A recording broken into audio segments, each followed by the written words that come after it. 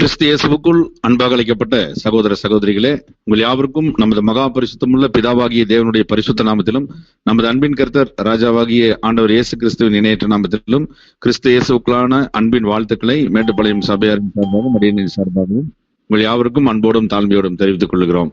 அன்பான சகோதர சகோதரிகளே, இன்றைய நாளிலும் கூட நம் பிதாவாகிய தேவனுடைய பெரிதான கிருபையினாலே அவரது தெய்வீக திட்டம் சார்ந்த சத்தியங்களில தானியேல் தீர்க்கதரிசியை தேவன் பயன்படுத்தி அவரது மகத்தான தெய்வீக திட்டங்களை விளக்கக்கூடிய தேவனுடைய செய்திகளை நாம் இன்றைய தினத்துல தொடர்ந்து நாம் ஆராய இருக்கின்றோம். கடந்த வகுப்புல நாம் தானியேல் 4ஆம் அதிகாரத்தினுடைய மிக முக்கியத்துவம் வாய்ந்த ராஜாவிற்கு வெளிப்படுத்தப்பட்ட அந்த விசேஷித்த அந்த சொப்பனத்தை குறித்து ராஜாவே தனது வாயின் வார்த்தைகளால் குறிப்பிடுகின்ற அந்த பாகத்தை நாம் ஆராய தொடங்கி இருந்தோம். தானியேல் 4ஆம் அதிகாரத்துல அந்த காரியங்கள் காணப்படுகிற அந்த விசேஷித்த பாகத்தை நாம் கடந்த வகுப்புல தியானித்திருந்தோம்.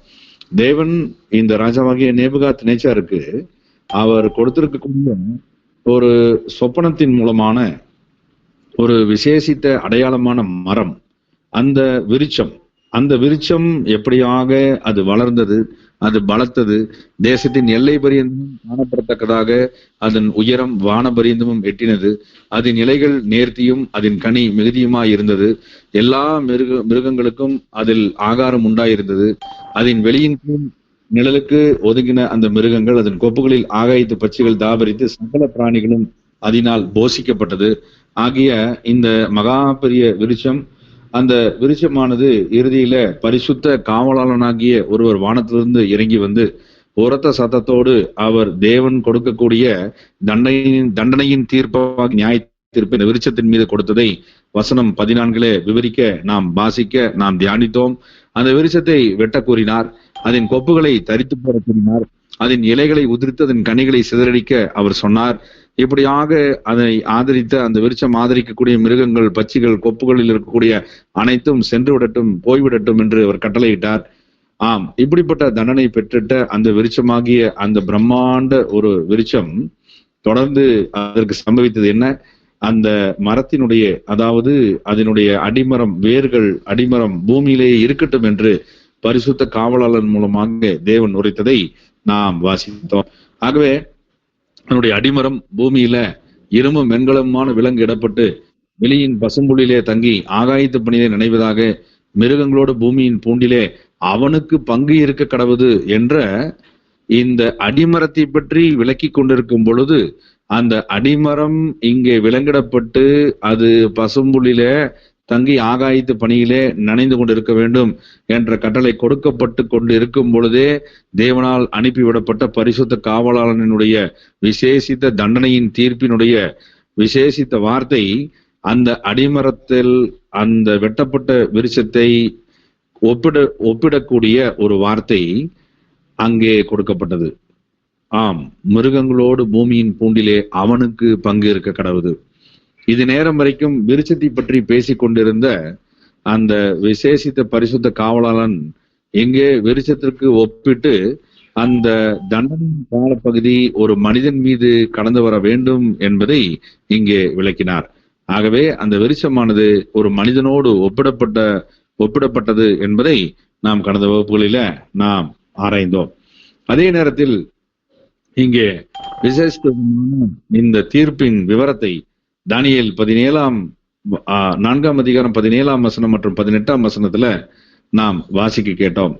அந்த விசேஷித்த தண்டனையின் தீர்ப்பின் நோக்கம் பிதாவாகிய தேவன், அதாவது உன்னதமானவர், மனுஷருடைய ராஜ்யத்தில் ஆளுகை செய்வதற்கு அவருக்கு சித்தமானவருக்கு அதை கொடுக்க இருக்கிறார். மனுஷரில் தாழ்ந்தவனையும் அதன் மேல் அதிகாரியாக்குகிறார் என்று அனைத்து ஜீவன்களும், அதாவது மனித ஜீவன்களும், வேதாகமத்துல நரஜீவன்கள் என்று குறிப்பிடப்பட்டிருக்கக்கூடிய அந்த ஒரு வார்த்தை. ஆகவே அந்த ஒரு ஆவிக்குரிய வார்த்தையினுடைய விளக்கத்தை நாம் பார்க்கும் பொழுது அனைவரும் அறிந்து கொள்ளும் வண்ணமாக தேவன் இந்த விசேஷித்த தீர்ப்பை இந்த காவலாளன் பரிசுத்த காவலாளர் மூலமாக இந்த பரிசுத்த காரியத்தை பரிசுத்தவான்களின் மொழியினால் இந்த விசாரணையும் தீர்மானிக்கப்பட்டது என்ற விவரத்தை அங்கே கூறியிருந்தார். ஆகவே நேபுகாத் நேச்சாராகிய ராஜாவாகிய இவர் கண்ட சொப்பனத்தை பற்றி இப்படி விளக்கி சொல்லிவிட்டு பிற்பாடு இப்போது கேட்கிறார். தானியேல் 4ஆம் அதிகாரம் 18ஆம் வசனத்துல ராஜா கொடுத்த அந்த ஒரு வேண்டுகோளை நாம் வாசிக்க கேட்போம். தானியேல் 4:18. நேபுகாத்நேசர் என்னும் ராஜாவாகிய நான் கண்ட சொப்பனம் இதுவே. இப்போது பெல்தேசாத்சாரே, நீ இதன் அர்த்தத்தை சொல்லு.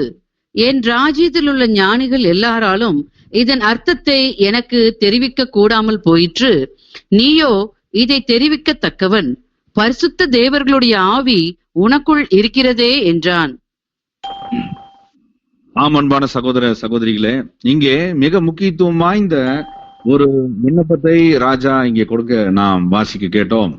பெல்தேசாத்சாரே, நீ இதன் அர்த்தத்தை சொல்லு என்று பெல்தேசாத்சார் என்று மறுநாமம் இடப்பட்ட தானியேலை பார்த்து ராஜா கேட்பதையும், ராஜா தானியேலை பற்றி தன்னுடைய புரிதலை தெளிவாக விவரமாக விவரித்ததையும் நாம் இந்த வசனத்தின் வாயிலாக வாசிக்க கேட்டோம்.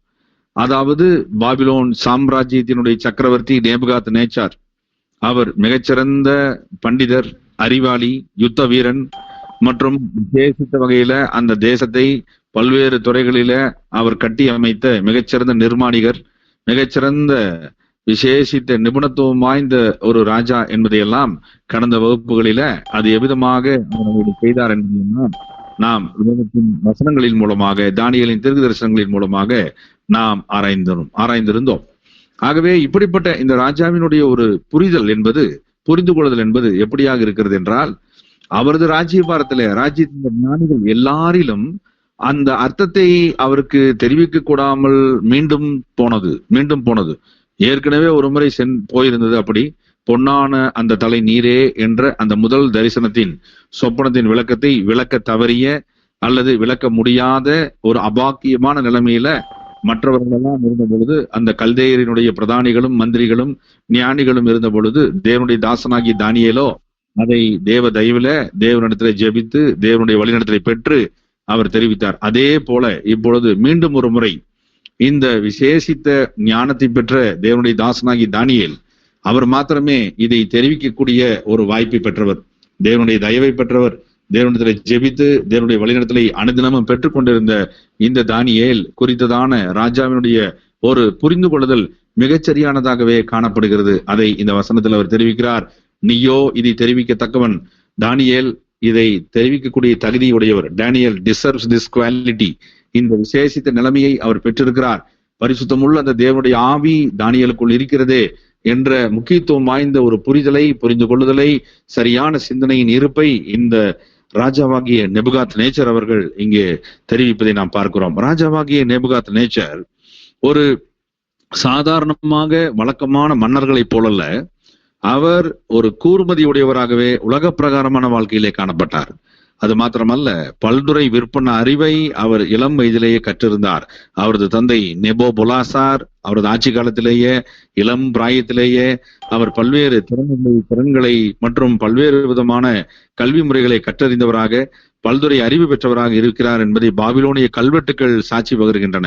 ஆகவேதான் அவருக்கு தேவனுடைய கிருபையினாலும் இரக்கத்தினாலும் ஆட்சி புரிவதற்குரிய காலப்பகுதி நீண்டகால ஆட்சியாக பாபிலோனிய சாம்ராஜ்யத்தின் வரலாற்றிலே 43 ஆண்டுகால நீண்ட நெடிய ஆட்சியை இந்த ராஜாவாகிய நேபுகாத்நேச்சர் அவர்கள் கொடுத்திருந்தார். ஆகவே தேவனுடைய அனுமதியின் பேரிலான இந்த ராஜாவின் ஆட்சி 43 வருடங்கள் அவரால் நீட்டிக்கப்பட்டது. தேவனுடைய அனுமதியின் பேரிலே தொடர்ந்து ராஜாவாகிய நேபுகாத்நேச்சரை தொடர்ந்து அவரது மகன் மற்றும் அவரது பேரன் வரைக்குமாக இந்த பாபிலோனிய சாம்ராஜ்யத்துடைய ஆட்சியின் நீட்சி தொடர்ந்தது என்பதை நாம் இங்கே விசேஷித்த வகையிலே நாம் ஆராய்ந்தறிய வேண்டும். ஆகவே பிதாவாகிய தேவனுடைய தயவை பெற்று ஜெபித்து பெற்ற இந்த தானியேல் விசேஷித்த வகையில இந்த சொப்பனத்தின் விளக்கத்தை விளக்குவதற்கு தேவ தயவை பெற்றவர் என்பதை ராஜாவாகிய நேபுகாத்நேச்சர் முன்னதாகவே அறிந்திருந்தார். ஆகவேதான் பிதாவாகிய தேவனிடத்திலே உடனடியாக விண்ணப்பம் செய்த தானியேல், தேவனுடைய தயவை பெற்ற இந்த தானியேல் தேவனிடத்திலே ஜெபித்து இந்த சொப்பனத்தின் விளக்கத்தை எப்போதும் கற்றுக்கொள்ளவும் பெற்றுக்கொள்ளவும் ஆயத்தமாயிருந்த தானியேல் அதே விதமாக தெய்வீக வழிநடத்தலை பெற்றார். ஆகவே பெற்றுவிட்ட இந்த தானியேல் உடனடியாக என்ன செய்தார் என்பதை தானியேல் 4ஆம் அதிகாரம் 19ஆம் வசனத்திலே கவனமாய் வாசிக்க கேட்போம். தானியேல் 4:19. அப்பொழுது பெல்தேசாத்சார் என்னும் பெயருள்ள தானியேல் ஒரு நாளிகை மட்டும் திகைத்து சிந்தித்து கலங்கினான். ராஜா அவனை நோக்கி, பெல்தேசாத்சாரே, சொப்பனமும் அதன் அர்த்தமும் உன்னை கலங்க பண்ண வேண்டியது இல்லை என்றான். அப்பொழுது பெல்தேசாத்சார் பிரதியுத்தரமாக, என் ஆண்டவனே, இந்த சொப்பனம் உம்முடைய பகைவரிடத்திலும் அதன் அர்த்தம் உம்முடைய சத்துருக்களிடத்திலும் பலிக்க கடவுது. அன்பான சகோதர சகோதரிகளே, இங்கே பெல்தேசாத்சார் என்னும் பெயருள்ள தானியேல் இங்கே எப்படி இருக்கிறார் என்றால், அவர் ஒரு கணம், அதாவது ஒரு நாளிகை மட்டும் திகைக்கிறார், சிந்திக்கிறார், கலங்கி.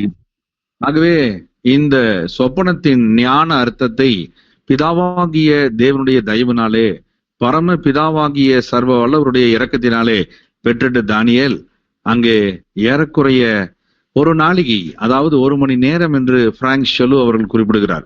ஆகவே 1 மணி நேரம் அளவும் கூட அவர் இந்த சொப்பனத்தின் விளக்கத்தை, சொப்பனத்தின் சரியான ஞான அர்த்தத்தை கொடுப்பதற்கு, வெளிப்படுத்துவதற்கு, விவரித்து காண்பிப்பதற்கு அவர் திகைத்து சிந்தித்து கலங்கி நிற்பதை பார்த்து கொண்டிருக்கக்கூடிய ராஜா நேரடியாக இவைகளை பார்க்கிறார். தானியேல் திகைத்தார், தயங்கினார். 1 மணி நேர தவிப்பு. முகபாவனைகள் மாற்றமடைகின்றன, மனநிலைமைகள் மாற்றமடைகின்றன. இவை எல்லாவற்றையும் பார்த்து கொண்டிருக்கக்கூடிய சாம்ராஜ்யத்தின் சக்கரவர்த்தி அல்லவா நேபுகாத் நேச்சர். ஆகவே நேபுகாத் நேச்சர் இந்த ராஜா தானியேலின் மீது மிகுந்த அன்பு கொண்டவராகவே எப்போதும் காணப்பட்டு கொண்டிருந்தார். பாசமும் கொண்டிருந்த ராஜாவாகவே காணப்பட்டார். ஆகவே தானியேல் தாமதித்துக் கொண்டிருந்த அத்தனை தருணங்களிலும் பொறுத்திருந்த அந்த சாம்ராஜ்யத்தின் சக்கரவர்த்தி தானியேலுக்கு நல்ல ஆலோசனை கூறும் விதமாக, தானியேலுக்கு உதவிடும் விதமாக அந்த ராஜாவாகிய நேபுகாத் நேச்சர் தானியேலை நோக்கி பெல்தேசாத்சாரே என்ற வார்த்தை பிரயோகத்தை அங்கே பயன்படுத்துகிறார். அன்பான சகோதர சகோதரிகளே, இங்கே மிக முக்கியத்துவம் வாய்ந்த இந்த டைட்டில், இந்த நாமத்தின், தானியேலினுடைய நாமத்தின் பெயர் பெல்தேசாத்சாராக ராஜா குறிப்பிடுவதனுடைய நோக்கம் என்ன? பாபிலோனிய சாம்ராஜ்யத்தின் சக்கரவர்த்திகள் அனைவரும் அவர்கள் தங்களது பாரம்பரிய பழக்க வழக்கங்களை இயல்பாகவே கடைபிடிப்பவர்கள். ஆகவே ராஜாவாகிய இந்த நேபுகாத் நேச்சரினுடைய தந்தை, அப்பா நெபுபொலாசார், இவர்கள் காலத்திலேயே பாபிலோனிய சாம்ராஜ்யத்துல அவர்களது குலதெய்வ கடவுளாக அவர்கள் வைத்துக் கொண்டிருந்தார்கள் மார்டுக், நேபோ மற்றும் விசேஷித்த வகையில அவர்களால் உருவாக்கப்பட்டு கொண்டிருக்கக்கூடிய பேல். ஆகவே இந்த பேல் என்ற அந்த விக்கிரக கடவுளின் மீதான முழு நம்பிக்கையின் காரணமாகவே ராஜா ஏற்கனவே தானியேலின் மீது அந்த நாமத்தை சூட்டி, தான் அந்த முன்னோர்களின் கடவுள் மீது வைத்த நம்பிக்கையைப் போலவே தானியேலின் மீது நம்பிக்கை கொண்டிருப்பதாக அவர் ராஜா தன்னை வெளிப்படுத்தி இருந்தார். இவைகளை சில வசனங்களிலே நாம் வாசித்தறியலாம். தானியேல் 4ஆம் அதிகாரம் 8 மற்றும் 9 வசனங்களை தற்போது வாசிக்க கேட்போம். தானியேல் 4, 8 மற்றும் 9 வசனங்கள்.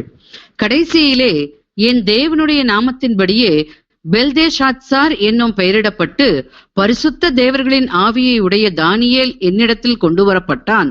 அவனிடத்தில் நான் சொப்பனத்தை விவரித்து சொன்னதாவது, சாஸ்திரிகளின் அதிபதியாகிய பெல்தேஷாத்சாரே, பரிசுத்த தேவர்களுடைய ஆவி உனக்குள் இருக்கிறது என்றும், எந்த மறைபொருளையும் அறிவது உனக்கு அரிதல்ல என்றும் நான் அறிவேன். நான் கண்ட என் சொப்பனத்தின் தரிசனங்களையும் அதன் அர்த்தத்தையும் சொல்லு. அன்பான சகோதர சகோதரிகளே, இந்த ராஜாவாகிய நேபுகாத் நேச்சர் என்ற இந்த மாபெரும் சக்கரவர்த்தி என்ன நோக்கத்திற்காக இந்த தானியேல் என்ற தேவ பிள்ளைக்கு தனது மூதாதையர்களின் கடவுளின் பெயரை, விக்கிரக கடவுளின் பெயரை சூட்டியிருக்கிறார், எப்பேற்பட்ட நம்பிக்கை கொண்டிருக்கிறார் என்பதை இந்த வசனங்களின் மூலமாக வாசிக்கும் பொழுது இதனுடைய திருத்திய திருவிவிலிய மொழிபெயர்ப்பையும் நாம் வாசிக்க கேட்போம். இதே வசனத்தினுடைய திருத்திய திருவிவிலிய மொழிபெயர்ப்பு தானியேல் 4ஆம் அதிகாரம் 8 மற்றும் 9 வசனங்களை வாசிக்க கேட்போம். என் சொந்த தெய்வமாகிய பெல்தேசாத்சாரின் பெயர் சூட்டப்பட்ட தானியேல் வந்தார். அவர் புனிதமிகு கடவுளின் ஆவியால் நிரப்ப பெற்றவர். அவரிடம் நான் கண்ட கனவை கூறினேன். மந்திரவாதிகளின் தலைவராகிய பெல்தேசாத்சாரே, புனிதமிகு கடவுளின் ஆவி உம்மிடத்தில் உள்ளது என்பதையும், உம்மால் விளக்க முடியாத மறைபொருள் எதுவும் இல்லை என்பதையும் நான் அறிவேன். நான் கனவில் கண்ட காட்சி இதுதான். அதன் உட்பொருளை விளக்கி கூறுவீர். அன்பான சகோதர சகோதரிகளே, இங்கே ராஜாவாகிய நேபுகாத் நேச்சார் ராஜாவாகிய நெபுகாத் நேச்சாருடைய சொந்த தெய்வம் என்று குறிப்பிடுகிறார் பெல்சாத்சார். ஆகவே இந்த பெயர் அவருக்கு சூட்டப்பட்டது. அப்பேற்பட்ட நம்பிக்கையை இந்த தானியேலின் மீது இந்த ராஜாவாகிய நெபுகாத் நேச்சர் வைத்திருந்தார். ஆகவே பிதாவாகிய தேவன் புனிதமிகு கடவுள், அவர் ஆவியால் நிரப்பப்பட்டவர் இந்த தானியேல், அவரால் விளக்க முடியாத மறைபொருள் எதுவும் இல்லை ஆகிய அனைத்து காரியங்களையும் மிக முக்கியத்துவம் வாய்ந்த ராஜாவாகிய இவர் ஏற்கனவே அறிந்திருந்தார் முழுமையாக. ஆகவேதான் இந்த சொப்பனத்தின் அர்த்தத்தை சொல்வதற்கு தாமதித்துக் கொண்டிருக்கக்கூடிய ஒரு நாளிகை மட்டும், அதாவது 1 மணி நேரம் மட்டும் திகைத்தும் சிந்தித்தும் கலங்கியும் தாமதித்துக் கொண்டிருக்கக்கூடிய தானியேலை நோக்கி பெல்தேசாத்சாரே என்ற வார்த்தை பிரயோகத்தை இந்த சக்கரவர்த்தி நெபுகாத் நேச்சர் பயன்படுத்தினார். ஆகவேதான் இவ்விதமாக விசேஷித்த வகையிலே இந்த பெல்தேசாத்சார் என்ற மறுபெயரிடப்பட்ட தானியேலை அவர் பலப்படுத்தும் நோக்கத்தோடு, உற்சாகப்படுத்தும் நோக்கத்தோடு, பெல்தேசாத்சாரே, சொப்பனமும் அதன் அர்த்தமும் உம்மை கலங்க பண்ண வேண்டியதில்லை என்று அவர் தானியேலின் உள்ள குறிப்பை புரிந்தவராக, அறிந்தவராக அவர் இங்கே தானியேலுக்கு ஆதரவாக அங்கே பேச தொடங்குகிறார். ஏனென்றால் தானியேல் ராஜா கண்ட சொப்பனத்தின் ஞான அர்த்தத்தை, உட்பொருளை, மறைபொருளை பிதாவாகிய தேவனுடைய தயவினாலே பெற்றிட்ட அந்த தானியேல் உடனடியாக சொல்ல தயங்கியதின் காரணத்தை ராஜா அவர் குறிப்பால், முகக்குறிப்பால், உள்ள குறிப்பால் நிச்சயமாக கண்டறிந்து இவ்விதமாக தானியேலை அவர் என்ன செய்கிறார் என்றால் உற்சாகப்படுத்துகிறார். ஆகவேதான் அவர் கூறும் பொழுது விசேஷித்தமாக உங்களை கலங்க பண்ண வேண்டியதில்லை. அப்போது பெல்தேசாத்சார் இங்கே ராஜாவின் மூலம் கிடைத்திட்ட இந்த அன்பான அனுமதியின் மூலமாக ஆண்டவர் என்று இந்த ராஜாவை குறிப்பிடுகிறார், அதாவது பிரபு என்று குறிப்பிடுகிறார். அந்த சொப்பனம் உம்முடைய பகைவரிடத்திலும் அதன் அர்த்தம் உம்முடைய சத்துருக்களிடத்திலும் பலிக்க கடவுது என்று ராஜாவாகிய நெபுகாத் நேச்சார் மீது தான் கொண்டிருந்த தனிப்பட்ட அன்பின் காரணமாக தானியேல் இவ்விதம் கூறுகிறார். அன்பான சகோதர சகோதரிகளே, தானியேல் மகா பெரிய ஞானி என்பதா, தன்னால் நேசிக்கப்பட்ட, தன்னை நேசித்துக் கொண்டிருக்கக்கூடிய ஒரு ஆத்மா, அந்த ஆத்மா தேவனுடைய தெய்வீக திட்டத்தின் ஊடாக எவ்விதமாக பயணித்துக் கொண்டிருக்கிறது, தேவன் எதற்காக தானியேலாகிய தன்னையும் தன்னுடைய நண்பர்களையும் இந்த பாபிலோன் சாம்ராஜ்யத்தினுடைய அரண்மனையில ராஜாவுக்கு அடுத்த நிலைமையில அவர் உயர்த்தி வைத்திருக்கிறார் என்பதையும் தானியேலிடத்துல பிதாவாகிய தேவன் தனது வழிகாட்டுதலின் மூலமாக விலக்கி கொண்டிருக்க, ராஜாவை எவ்விதம் கையாள்வது என்றும் ராஜாவினிடத்துல எவ்விதமாக அவர்கள் தங்களது காரியங்களை வைத்துக் கொண்டிருக்க வேண்டும் என்பதையும் பரமபிதாவாகிய யாவே தேவன் அன்பினால் பெற்றிட்ட தானியேல் உதிர்க்கக்கூடிய வார்த்தைகளும் நடக்கக்கூடிய செய்கைகளும் மிகுந்த நேர்த்தியோடு ஞானமிகு வார்த்தைகளாகவும் ஞானமிகு செயல்களாகவும் எப்பொழுதும் காணப்பட்டது என்பதற்கு இந்த வசனத்தில் தானியேல் என்ற பெல்தேசாத்சார் பயன்படுத்தும் வார்த்தைகள் மிகவும் சாட்சி பகர்கின்றன, நிரூபணங்களாக காணப்படுகின்றன. அன்பானவர்களே, இந்த சொப்பனத்தின் அர்த்தம் நிச்சயமாக உமக்கு நேரிடுவதற்கு பதிலாக உம்முடைய பகைவரிடத்திலும் அதன் அர்த்தம் உம்முடைய சத்துருக்களிடத்திலும் பலிக்க கடவுது என்றால், தானியேல் ராஜாவாகிய நெபுகாத் நேச்சரிடத்திலே தான் கொண்டிருந்த தனிப்பட்ட அன்பை விளக்கும் விதமாக, தான் கொண்டிருந்த தனிப்பட்ட பாசத்தை விளக்கி கூறும் வண்ணமாக அவர் இவ்விதம் கூறிக்கொண்டிருக்கிறார் என்பதை நாம் கவனிக்க வேண்டும். அன்பானவர்களே, இவைகளை நாம் கவனிக்கும் பொழுது ராஜாவாகிய நெபுகாத் நேச்சரிடத்துல தானியேல் கொண்டிருந்த ஒரு பர்சனல் அட்டாச்மெண்ட்டை நாம் இங்க பார்க்கிறோம். ஆகவே ராஜாவாகிய நெபுகாத் நேச்சர் அதற்கு இடம் கொடுத்திருந்தார் தானியேலுக்கு. ஆகவே இந்த முக்கியத்துவம் வாய்ந்த இந்த காரியம் தானியேலை தைரியப்படுத்தி இவைகளை கூற வைத்தார். தானியேலும் உடனடியாக உன் பகைவரிடத்திலே நிறைவேறட்டும் என்று கூறினார். ஆனால் உண்மையாகவே இந்த சொப்பனத்தின் அர்த்தம் யாரிடத்தில் நிறைவேற வேண்டும் என்று பரமபிதா அங்கே தீர்ப்பிட்டாரோ அவரிடத்திலேயே நிறைவேறும் என்பது தேவனுடைய உண்மை பிள்ளையான தானியேலுக்கு நன்றாக தெரிந்திருக்கிறது, நன்றாக அறிவார். அன்பான சகோதர சகோதரிகளே, ஆகவே தானியேல் தேவனுடைய ஊழியத்தை அந்த நேரத்திலே அவர் நிச்சயமாக செய்ய வேண்டும். அவரது தனிப்பட்ட அன்பு ராஜாவின் மீது இருக்கலாம், அவரது தனிப்பட்ட பாசம் ராஜாவின் மீது இருக்கலாம். தங்களது இளம் பிராயம் முதல் தங்களை ஆதரித்தவரும், தங்களுக்கு கல்வியும் வாழ்வாதாரமும் உணவும் மற்றும் சகல சௌகரியமும் அரண்மனை வாசமும் மற்றும் பல்வேறு விதமான ராஜரீக பதவிகளும் கொடுத்து தங்களை தேவனுடைய கிருபையினாலும் இரக்கத்தினாலும் தயவினாலும் ஆதரித்து கொண்டு வந்த ராஜாவாகவே இருப்பினும், தங்களுக்கு சகலமுமாய் ராஜா இருப்பினும், தேவன் கூறின நியாயமுள்ள தீர்ப்பை, தேவன் விளக்கின தண்டனையின் தீர்ப்பை நிச்சயமாகவே தானியேல் அங்கே விளக்கி கூற வேண்டிய நீதியின் ஊழியராக தானியேல் தன்னை நிச்சயமாக தேவனுக்காக செயல்படுத்த வேண்டிய தருணம் இது. தானியேல் இங்கே முகதாட்சியம் காட்டக்கூடாது. தானியேல் இங்கே ராஜாவினிடத்துல அவர் பெற்றிட்ட நன்மைகளை நினைத்து தானியேல் ராஜாவுக்காக அவர் மாற்றி பேசிவிடக்கூடாது. தானியேல் தேவன் என்ன சொன்னாரோ அந்த விளக்கத்தை உள்ளது உள்ளபடியே கூற வேண்டும் என்பதே தேவனிடத்துல இந்த தானியேலுக்கு கொடுக்கப்பட்ட ஒரு ஊழியமாக காணப்பட்டது. எவ்வளவு பெரிய விசேஷித்த படிப்பினை பாடம் மெய்த்திருச்சபைக்கு இங்கே வைக்கப்பட்டிருக்கிறது என்பதை இங்கே நாம் உற்று நோக்க வேண்டும். பிதாவாகிய தேவனுடைய நீதி நியாயங்களை, பிதாவாகிய தேவனுடைய ஊழியத்தின் காரியங்களிலே நிறைவேற்றக்கூடிய ஒவ்வொரு ஊழியர்களும் பிதாவாகிய தேவனுடைய பரிசுத்த நாமத்தை மகிமைப்படுத்துவதிலும், பிதாவாகிய தேவனுடைய தெய்வீக திட்டத்தை நிறைவேற்றுவதிலும் எவ்விதத்திலும் தேவன் அளிக்கக்கூடிய வழிகாட்டுதலையே பின்பற்ற வேண்டுமே ஒழிய தங்களது தனிப்பட்ட விருப்பத்தையோ விருப்பு வெறுப்புகளையோ நிறைவேற்ற வரவில்லை.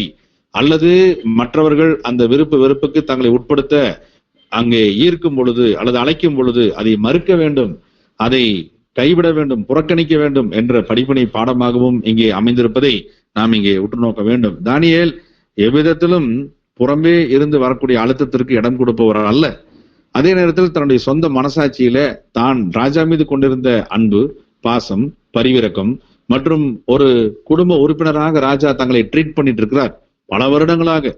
ஆகவே அப்படிப்பட்ட நிலைமையில் இருந்தாலும் பிதாவாகிய தேவனே இதற்கு அனுமதி கொடுத்தவராதலால் தனது தந்தையும் தனது இரட்சிப்பாளருமாகிய பிதா தனக்கு சொன்ன கட்டளையே இங்கே தேவனுடைய தாசனாகிய தானியேல் நிறைவேற்ற வேண்டும். ஆகவே தானியேல் இப்போது தேவனுடைய ஊழியராகவே செயல்பட தொடங்கினார். ஆகவே இவைகள் யாவும் நமக்குள்ள பாடம். நம்முடைய வாழ்க்கையில நம்மை யார் ஆதரித்திருந்தாலும் சரி, அல்லது நாம் யாரால் பலன் பெற்றிருந்தாலும் சரி, அல்லது நாம் யாரால் வளர்க்கப்பட்டிருந்தாலும் சரி, பிதாவாகிய தேவனே அப்படிப்பட்ட கருவிகளை நமக்காக வைத்திருக்கிறார் என்பதை ஒரு கணம் எண்ணி பார்க்க வேண்டும். ஒருபோதும் முகதாட்சியம் பாராமல் பிதாவாகிய தேவன் நமக்கிட்ட கட்டளையை, நமக்கு கொடுத்த வழிகாட்டுதலை, நமக்கு கொடுத்திட்ட ஊழியத்தின் பொறுப்புகளை, நமக்கு கொடுத்திட்ட விசேஷித்த தயவுகளை எண்ணி பார்த்து நாம் பிதாவாகிய தேவனுக்கான பிள்ளைகளாக, அவரது சித்தம் செய்யக்கூடிய ஊழியர்களாக உடன்படிக்கை எடுத்த ஒவ்வொரு சகோதரனும் சகோதரியும் செயல்படும் போது நிச்சயம் நாமும் தானியேல் வகுப்பாகிறோம் என்று சகோதர ஆராய்ச்சிகளில குறிப்பிடுகிறார்கள். அன்பான சகோதர சகோதரிகளே, இவைகளை நாம் முற்று நோக்க வேண்டும். நாம் ஒரு தானியேல் வகுப்பாராக பிதாவாகி தேவன் உருவாக்கி கொண்டிருக்கிறார்.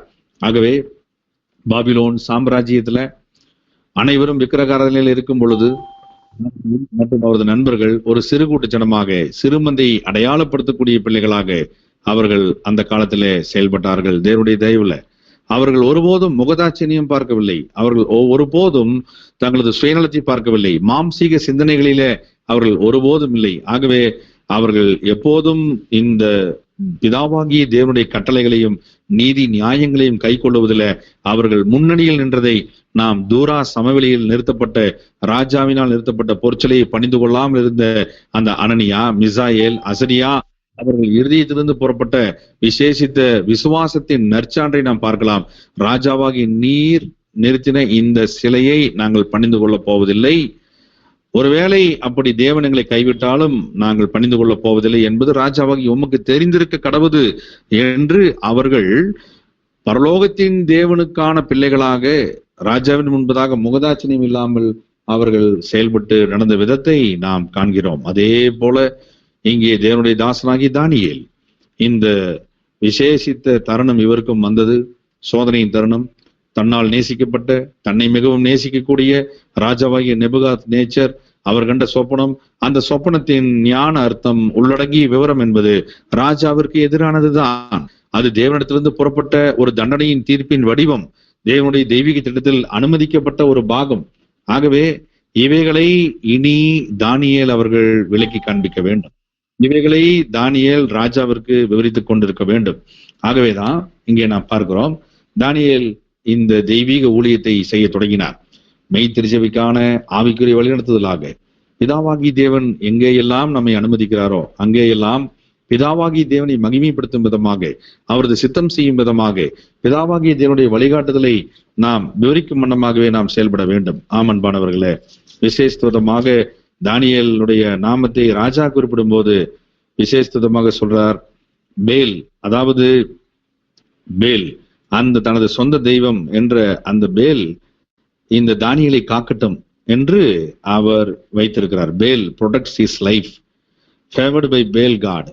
இந்த பேல் கடவுளால் ஆதரிக்கப்பட்டவன் என்ற அர்த்தத்துல தானியேலை அவர் ஒரு பார்வை பார்க்கிறார். ஆனால் பிதாவாகிய தேவனுடைய ஊழியராகிய தானியேல், பிதாவாகிய தேவனே என் நியாயாதிபதி, ஆம் என்ற விசேஷித்த ஞான அர்த்தத்தின் சொந்தமுள்ள பெயரை, நாமத்தை அவர் எப்போதும் தாங்கி நிற்பவராக இருக்கிறார். ஆகவேதான் வேதாகமத்திலே தானியேலின் தேவன் என்று கூறப்படுகிறது. ஆமன்பானவர்களே, பெல்தேசாத்சார் என்ற நாமத்தை நிச்சயமாக தானியேல் பயன்படுத்தவே இல்லை. ஆம், இவைகளை நாம் உற்று நோக்க வேண்டும். பெயரளவிலே மாற்றம் செய்யப்பட்டு அவரது ஐடென்டிபிகேஷனை மாற்றுவதற்கு எடுத்த அனைத்து முயற்சிகளிலும் தானியேல் அவர்களுக்கு தோல்வியே தொடர்ந்து பரிசாக கொடுத்து கொண்டு வந்தார். தொடர் தோல்விகளையே கொடுத்து கொண்டு வந்ததை நாம் வேதாகம வரலாற்றிலே தானியேலினுடைய பக்தி மார்க்கம் நிறைந்த, விசுவாச வாழ்க்கை நிறைந்த அந்த வரலாற்றில அனைத்து பக்கங்களிலும் இந்த அத்தியாயத்தையே நாம் காண முடியும் என்பதை நாம் இங்கு உற்று நோக்க வேண்டும். அன்பான சகோதர சகோதரிகளே, தானியேல் பிதாவாகிய தேவனுடைய ஆவியினாலே, புனிதமிகு கடவுளாகிய பிதாவாகிய தேவனுடைய ஆவியினாலே இந்த சொப்பனத்தின் விளக்கத்தை அவர் கூற தொடங்கும் பொழுது, தானியேல் 4ஆம் அதிகாரம் 20ஆம் வசனத்தை நாம் முதலில் வாசிக்க கேட்போம். தானியேல் 4:20. நீர் கண்ட விருட்சம் வளர்ந்து பலத்து தேசத்தின் எல்லை பரியந்தம் காணப்படத்தக்கதாக அதன் உயரம் வானபரியந்தம் எட்டினது. ஆமன்பான சகோதர சகோதரிகளே, நாம் பார்க்கிறோம், இந்த ராஜாவாகிய நேபுகாத்நேச்சர் கண்டார் ஒரு விருட்சம். அந்த விருட்சத்தின் பெயர் குறிப்பிடப்படாவிட்டாலும் அதனுடைய பிரம்மாண்ட வளர்ச்சி, அதனுடைய பலமிகு வளர்ச்சி, தேசத்தின் எல்லை பரியந்தமும் காணப்படத்தக்கதாக அதனுடைய உயரம், ஹைட், வான பரியந்தமும் எட்டினதனுடைய நீச்சி ஆகிய இவைகள் பிரமிப்பை கொடுக்கக்கூடிய வளர்ச்சியின் வர்த்திப்பாக காட்டப்படுகிறது. ஆம், இந்த விருட்சம் யாரை குறிக்கிறது? இந்த விருட்சம் யாரை குறிக்கிறது? இது மிக முக்கியமான கேள்வி. பரிசுத்த காவலாளன் இந்த தண்டனையின் தீர்ப்பை கொடுத்து கொண்டிருக்கும் பொழுதே தானியேல் 4ஆம் அதிகாரம் வசனங்களில நாம் பார்க்கும் பொழுது 15 மற்றும் 16ஆம் வசனங்களிலே விளக்கும் பொழுது, இங்கே மீண்டுமாக அந்த வசனத்தினுடைய தேவையான பகுதியை நாம் துல்லியமாக கவனிக்கும் பொழுது, ஆனாலும் அதன் வேர்களாகிய அடிமரம் பூமியிலே இருக்கட்டும், இரும்பும் வெண்கலமுமான விலங்கிடப்பட்டு வெளியின் பசும்புள்ளிலே தங்கி ஆகாயத்து பணியிலே நனைவதாக என்று விருட்சத்தை குறித்து, அதாவது மரத்தை குறித்து விளக்கி கொண்டிருந்த பரிசுத்த காவலாளன் உடனடியாக சொன்னார். அந்த விருட்சத்தோடு ஒப்பிட்ட அந்த வார்த்தை, மிருகங்களோட பூமி அவனுக்கு பங்கு இருக்க கடவுது என்று ஒரு மனிதனை குறித்து, ஒரு ஆத்மாவை குறித்து அவர் ஒப்பிட்டு கம்பேரிசன் பண்ணி சொன்னதை நாம் ஏற்கனவே வாசிக்க கேட்டோம், விளக்க கேட்டோம். அதனுடைய பொருள் என்ன? அந்த ஆத்மா யார்? அந்த மனிதன் யார்? அந்த மனிதன் யார் என்பதை தேவனுடைய ஆவியை பெற்றிட்ட தானியேல் அவர்கள் விளக்கினார். தானியேல் 4ஆம் அதிகாரம் 22ஆம் வசனத்தை தற்போது கவனமாய் வாசிக்க கேட்போம். தானியேல் 4:22. அது பெரியவரும் பலத்தவருமாயிருக்கிற ராஜாவாகிய நீர்தாமே, உமது மகத்துவம் பெருகி வான பரியந்தமும் உமது கர்த்தத்துவம் பூமியின் எல்லை பரியந்தமும் எட்டி இருக்கிறது.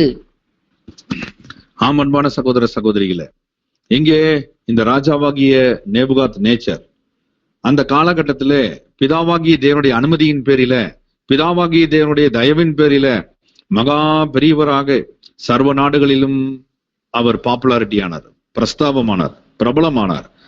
மகா பலத்த சைன்யம், அதாவது இராணுவ கட்டமைப்பு, நேர்த்திய நேர்மையான பல்வேறு உட்கூறுகளை உள்ளடக்கிய நிர்வாக திறன் வாய்ந்த நிர்வாக அரசாட்சி முறையை அவர் கட்டமைத்தார்.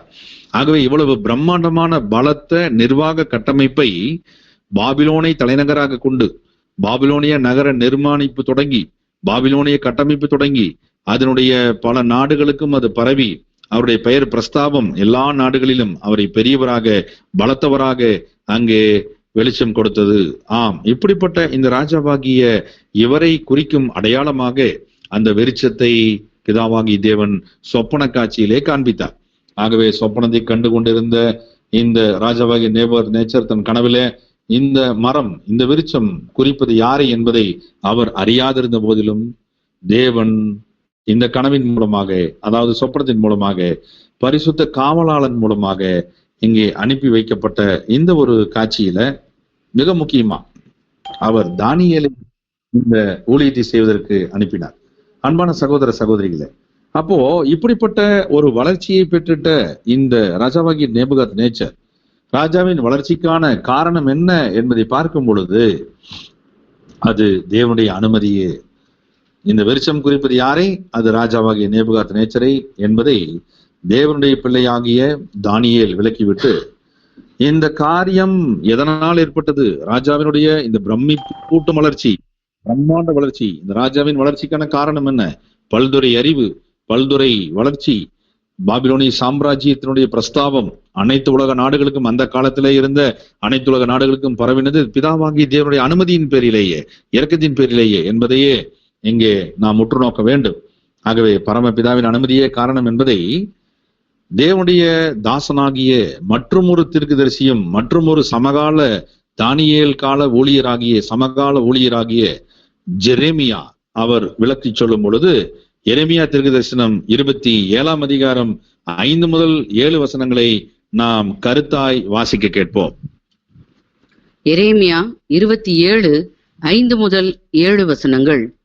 நான் பூமியையும் மனுஷனையும் பூமியின் மேலுள்ள மிருக ஜீவன்களையும் என் மகாபலத்தினாலும் ஓங்கிய என் புயத்தினாலும் உண்டாக்கினேன்.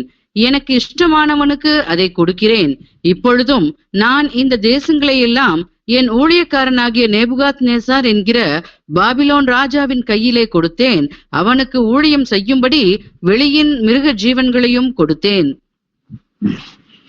அன்பான சகோதர சகோதரிகளே, இங்கே மிக முக்கியத்துவம் வாய்ந்த பிதாவாகிய தேவனுடைய அனுமதி எவ்விதம் விளக்கப்பட்டிருக்கிறது என்பதை நாம் கவனிக்கும் பொழுது, அதாவது பிதாவாகிய தேவன் அவரால் விசேஷித்த வகையிலே குறிக்கப்பட்ட, அவருக்கு சித்தமான இந்த ஊழியனாக நேபுகாத் நேச்சாரை அவர் தெரிந்தெடுத்தார்.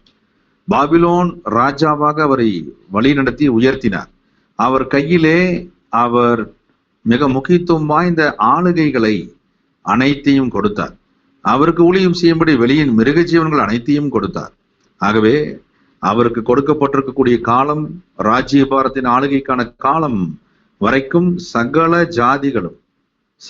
ஜாதிகளும் என்றால் அனைத்து நாடுகளும், அந்த காலத்திலே நம்முடைய குடியிருப்பு பகுதியாகிய இந்திய தேசமும் அந்த பாபிலோனிய சாம்ராஜ்யத்திற்கு கீழாக இருந்தது. ஆமன்பானவர்களே, ஆகவே சகல ஜாதிகளும் அவனையும் அவனுடைய புத்திர பௌத்திரரையும் சேவிப்பார்கள் என்பதை பிதாவாகி தேவன் கொடுத்த அனுமதியின் பேரிலேயே இவைகள் நடைபெறும் என்பதை பிதாவாகி தேவன் முன்னதாகவே தீர்க்க தரிசனம் எரேமியாவின் மூலம் அவர் கூறியிருந்தார். பரம பிதாவாகி தேவனுடைய அனுமதியின் காரணமாகவே ராஜாவாகிய நேபுகாத் நேச்சர் எவ்வளவு தூரம் சிறப்புகளை பெற்றார் என்பதை நாம் இங்கு உற்று நோக்க வேண்டும். ஆகவே அவர் பெற்றுட்ட சிறப்புகளை இந்த விருட்ச தரிசனம் மூலம், இந்த விருட்ச தரிசனத்தினுடைய வர்த்திப்பின் விவரிப்பின் மூலம் விளக்குகிறார். வசனங்கள் தானியேல் 4ஆம் அதிகாரம் 21 மற்றும் 22 வசனங்களிலே அடையாள பாசி சத்தியமாக இவைகள் விவரிக்கப்பட்டிருக்கிறது. வசனங்களை கவனமாய் வாசிக்க கேட்போம். தானியேல் 4:21 மற்றும் 22 வசனங்கள். அதன் இலைகள் நேர்த்தியும் அதன் கனி மிகுதியுமாய் இருந்தது. எல்லா ஜீவன்களுக்கும் அதில் ஆகாரம் உண்டாயிருந்தது. அதன் கீழே வெளியின் மிருகங்கள் தங்கினது. அதன் கொப்புகளில் ஆகாயத்து பட்சிகள் தாபரித்தது. அது பெரியவரும் பலத்தவருமாய் இருக்கிற ராஜாவாகிய நீர்தாமே. உமது மகத்துவம் பெருகி வான பரியந்தமும் உமது கர்த்தர்த்துவம் பூமியின் எல்லை பரியந்தமும் எட்டியிருக்கிறது. அன்பான சகோதர சகோதரிகளே, நம் பிதாவாகிய தேவனுடைய மாபெரும் அனந்த ஞானத்தாலே முன் குறிப்பிடப்பட்ட தெய்வீக திட்டத்தை அவர் எரேமியா தீர்க்கதரிசியை பயன்படுத்தி அவர் கொடுத்திருக்க இந்த விசேஷித்த முன்குறிப்பினுடைய ஊழியனாக ராஜாவாகிய நேபுகாத் நேச்சரை பாபிலோன் சாம்ராஜ்யத்தினுடைய சக்கரவர்த்திகள் பட்டியலிலே வரவழைத்து அவரை சக்கரவர்த்தியாக உயர்த்தி பிரம்மாண்ட ராஜ்யத்திற்கு அவருக்கு விசேஷித்த அனுமதியை கொடுத்து அவர் பல்வேறு சிறப்புகளை இங்கே கொடுத்தார். ஆகவேதான் இலைகள் அது எப்படிப்பட்டதாய் இருந்தது? நேர்த்தியாய் இருந்தது. அதன் கனிகள் எப்படி இருந்தது? மிகுதியாய் இருந்தது. அதன் ஆகாரம் எப்படி இருந்தது? எல்லா ஜீவன்களுக்கும் கொடுக்கக்கூடிய ஆகாரமாக இருந்தது. அதில் தாபரிக்கும் கூடிய பல்வேறு வகையான வாய்ப்புகளில் யார் யாரெல்லாம் இருந்தார்கள்? வெளியின் சகல மிருகங்கள், கொப்புகளில் ஆகாயத்து பட்சிகள் அனைத்தும் தங்கி தாபரிக்க, அதாவது அந்த விருட்சத்தை சார்ந்து வாழ்வதற்குரிய அனுமதியை பிதாவாகி தேவனே இருந்தார். அன்பானவர்களே, ஆகவே இவைகள் அந்த ஆத்துமா, அதாவது ராஜாவாகிய நெபுகாத் நேச்சரி பிரத்யேக சத்தியங்கள். ஆகவேதான் இவைகள் எவ்விதம் நடந்தது? ராஜாவாகிய நெபுகாத் நேச்சர் அவர் உலகத்தின் பிள்ளையாக புறஜாதியாக இருப்பினும் பிதாவாகிய தேவனால் அவர் ஒரு கருவியாக முன்குறிக்கப்பட்ட ஒரு ஆத்மாவாக மற்றும் அவருக்கு உரிய ஊழியத்தை ஒரு பகுதியிலே செய்யும் வாய்ப்பினை பெற்றவராக காணப்பட்டதனாலே பிதாவாகிய தேவனுடைய சிறப்பு அனுமதி, விதிவிலக்கான அனுமதி ராஜாவாகிய நேபுகாத் நேச்சருக்கு கொடுக்கப்பட்டது.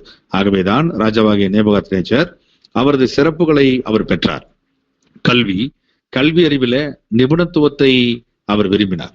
ஆகவே தொடர்ந்து கல்வி மற்றும் மருத்துவம் இரண்டும் பிரதான சேவைகளாக அவர் தனது ராஜ்ய பாரத்திலே மையப்படுத்தினார். ஆகவே பாபிலோன் சாம்ராஜ்யம் அந்த காலத்திலே, அவர்கள் வாழ்ந்த காலத்திலே கல்வி துறையில மிகப்பெரிய அசுர வளர்ச்சி பெற்றது என்றால் அது மிகையில்லை. அது அதிகப்படியான காரியம் இல்லை. உண்மையாகவே பல்துறை அறிவை பெறுவதற்கு பல சாஸ்திரிகள், பல நிபுணர்கள், பல்வேறு விற்பனர்கள், பல்வேறு எக்ஸ்பர்ட்ஸ் அனைத்து நாடுகளில் இருந்தும் வரவழைக்கப்பட்டார்கள். ஆகவே அப்படி போலதான் அடிமைப்படுத்தப்பட்ட, தேவனால் அனுமதிக்கப்பட்ட இஸ்ரேலிய தேசத்திலிருந்தும் கல்வியிலே சிறந்தவர்களும் ராஜகுலத்தாரிலே சிறந்தவர்களும் அவர்கள் சகல விதத்திலும் தேறினவர்களுக்கும் ஒரு இன்டர்வியூ வைத்ததை நம்ம பார்க்கிறோம்.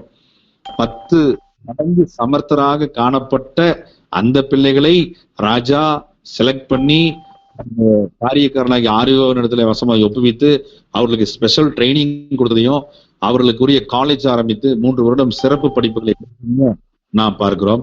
வானியல், தர்க்க சாஸ்திரம், கணிதவியல், வரலாறு, குடிமியல், பல்துறை அறிவு, போர்க்கள அறிவு மற்றும் பல்வேறு வகையில தொழில்நுட்ப வளர்ச்சிக்கான காரணிகளை உருவாக்குதல், பல் திறன்கள், போர்த்துறை, இவைகள் அனைத்தையும் நிர்வகிக்கக்கூடிய மிகச்சிறந்த நிர்வாக கட்டமைப்புகளை உருவாக்கக்கூடிய புதிய தொழில்நுட்பங்கள் மற்றும் கட்டிடக்கலையினுடைய அபார வளர்ச்சி மற்றும் கட்டிடக்கலையிலே பல மாடி கட்டடங்களை உருவாக்கக்கூடிய கட்டிடக்கலையின் தனிச்சிறப்பு வாய்ந்த அம்சங்கள், இவைகள் யாவும் இந்த ராஜ்யத்திலே ராஜாவாகிய நெபுகாத் நிபுணர் குழுக்கள் அமைக்கப்பட்டு அவைகள் பிரமிக்கத்தக்க வளர்ச்சியை பெற்றுக்கொண்டே வந்தன. உதாரணம், பாபிலோனிலே கட்டப்பட்டிருந்த பிரமிக்கத்தக்க கட்டிடக்கலையினுடைய உயர்மட்ட விசேஷித்த கட்டிட தளங்கள், ஹேங்கிங் கார்டன் ஆஃப் பாபிலோன் என்று கூறப்படக்கூடிய பாபிலோனிய தொங்கு தோட்டம், பாபிலோன் நகரத்தினுடைய கட்டிட நிர்மாணம், அதனுடைய மிகப்பெரிய மதில் சுவர்கள் மற்றும் அவர்களுக்கு தோட்டக்கலைத்துறை அமைக்கப்பட்ட பொழுது வாட்டர் இரிகேஷன், நீர்ப்பாசனத்திற்கு பயன்படுத்தப்பட்ட அகழிகள், பயன்படுத்தப்பட்ட கால்வாய்கள், பயன்படுத்தப்பட்ட விசேஷித்த நீர் சாதன முறைகள் மற்றும் இந்த பிரமிக்கத்தக்க கட்டடக்கலைகளை அவர் தொடர்ந்து வளர்ச்சியுறை செய்த பொழுது இதை பார்ப்பதற்கு பல்வேறு நாடுகளிலிருந்தும் ஜனங்கள் வந்து கொண்டே இருந்தார்கள். கிமு 606 என்று சொல்லும் பொழுது இந்த பாபிலோனிய சாம்ராஜ்யம் உலகளாவிய அளவிலே புகழின் உச்சியிலே இருந்தது. புகழினுடைய உச்சியிலேயே இருந்தது.